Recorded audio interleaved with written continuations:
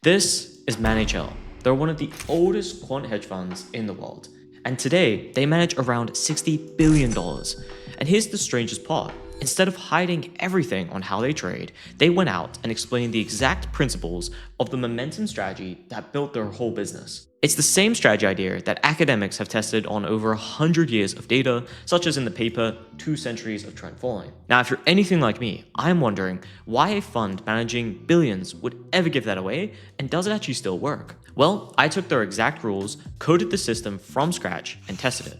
And I've got to say, what I found really surprised me. So in this video, I'm going to take their momentum strategy, backtest it on years of data across crypto, and show you exactly what happened. Now, the strategy is actually simpler than you'd think, because it doesn't try to predict where the market's going next. It draws a few trend lines and checks which way they're pointing and lets the market pick the direction. Now, before we get into that, who is Man AHL? Well, Man AHL started in 1987 and is one of the oldest quant funds still running. Everything is traded by computers, no gut feeling, no discretionary calls at all. They trade over 700 markets and they are fully systematic. Today, they are part of the Man Group, one of the biggest hedge fund companies in the whole world. NHL manages around $60 to $70 billion within that fund. And when I was reading about the idea they built on, one number stopped me completely.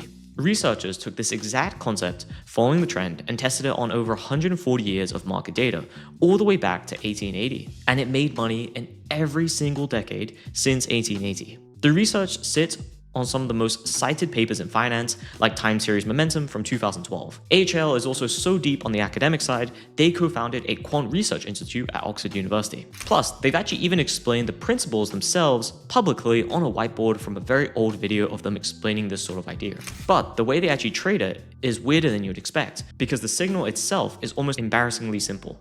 So let's actually go onto the signal. This is called a multi-horizon momentum strategy. For example, take a price chart and draw a straight line from the price 1 week ago to today's price. If it's pointing upwards or if it's pointing downwards, that's going to be telling you what way the signal is going. Up would be +1 and down would be -1. Now let's do the same over the past 2 weeks, 1 month, and 2 months. Overall, we're going to get 4 lines and 4 different signals. Overall, then we're adding up all these signals and we're getting a final score as well. If we were getting +4, that's going to be fully long. And if we're getting -4, then that means we're going to be fully short. But if we're setting it like +2, you're half long, meaning you're only half conviction or half position sizing for that long. Overall, there's no prediction anywhere. The system is simply reading what price is already done and follows it. But here's the detail that matters more than the signal itself. The position is scaled by volatility. When the market goes wild, the system automatically trades smaller, whereas when it's calm, it sizes back up due to that volatility. And that's how a fund like AHL has survived for decades through some of the most volatile markets ever. The math for this is very simple. You can just do the position equals score times target risk divided by volatility. And why does this even work in the first place? Well, because most people underreact to news at first and then pile in and overreact once the trend is obvious to everyone. The slow wave of human behavior is often what the system rides upon. Now, this is a really simple idea, but testing it is honestly a whole nother operation. And this is where most backtests lie to you. Now, just a really quick one. This exact style of system is what we build inside the Crypto Momentum Group. What you're seeing in this video is the early 2000s generation of this idea. Inside CMG, we run the next version of it, same core principles, but upgraded signals and execution, running live on crypto, fully automated. And with AI, it's never been easier to build your own. Link in the description if you want to build your own algos in 2026 using AI. So how did I actually test it? Well, I rebuilt this system in Python, exactly as described in their video and also in academic papers. Though I did use daily crypto data starting in 2018. And to avoid cherry picking coins, the system reselects the top 50, my mistake, I must have put top 10, most traded cryptos every single month by dollar volume using only information that was available at the time.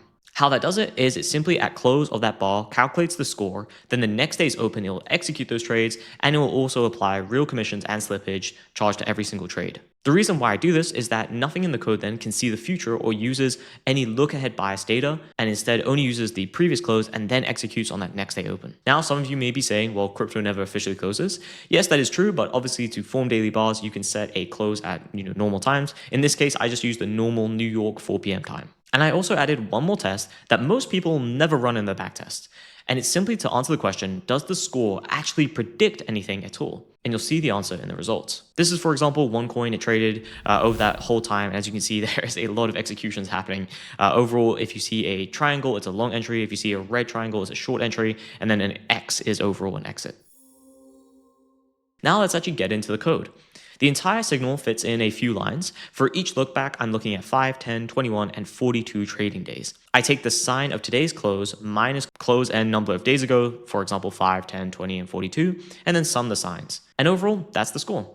Then I add position sizing, which is overall about 1 or 2 more lines of code. But the key thing here is the whole backtest pipeline has a lot more components to it. So let me actually show you a quick overview. I made out this graph so it's really easily explained, especially if you're ever using AI to kind of create a similar backtest to this. Overall, the first part is the universe, and this is going to be a rolling scan. So I get all spot USD pairs on the exchange stablecoins plus leverage tokens. You can of course use as well perps, and this will be needed if you're going short. Then I rank by the trailing 21-day dollar volume. Then I look over the top 50 re-ranked basket as it rotates as volume shifts. Then I'll go over into the signal. So per coin on a daily time frame, I'm going to look over those 4 lookbacks. Each lookback then gives me a trend of +1 or -1, etc. And then I will sum all those momentum scores as we talked about before. Then I'll go into position sizing.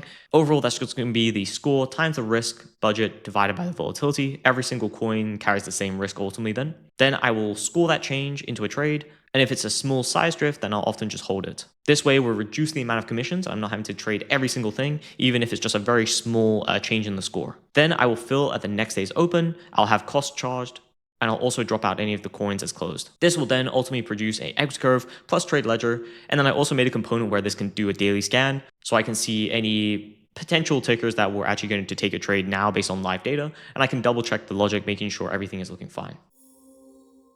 Now we've gone over the code, let's actually go over the results. So over 8.5 years of data, 28,000 orders and about 9,000 trades, here's the equity curve with commissions and slippage applied. As we can see, it looks like a very typical trend following equity curve, where we have big jumps and then we have small recesses where we have kind of declines, which is often where we have a low win rate, and then we'll have a big jump through a nice winning trade. Overall, the CAGR was 7.33%. The Sharpe ratio was just under 1. We had a max drawdown of just about 10%.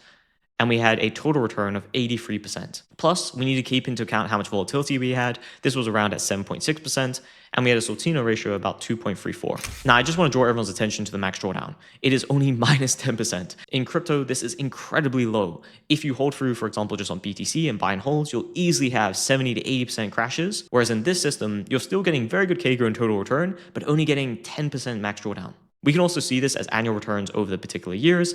As we can see, it ultimately does follow the trajectory of if you were just going to long these tokens, for example, but we're getting a lot less volatility on them, and that is partly due to our volatility sizing. But as 2020 shows, this is where the system really helped. Crypto completely collapsed, and the strategy was actually only down 3%, while BTC was down around 50% on that year. But now, let me be completely honest.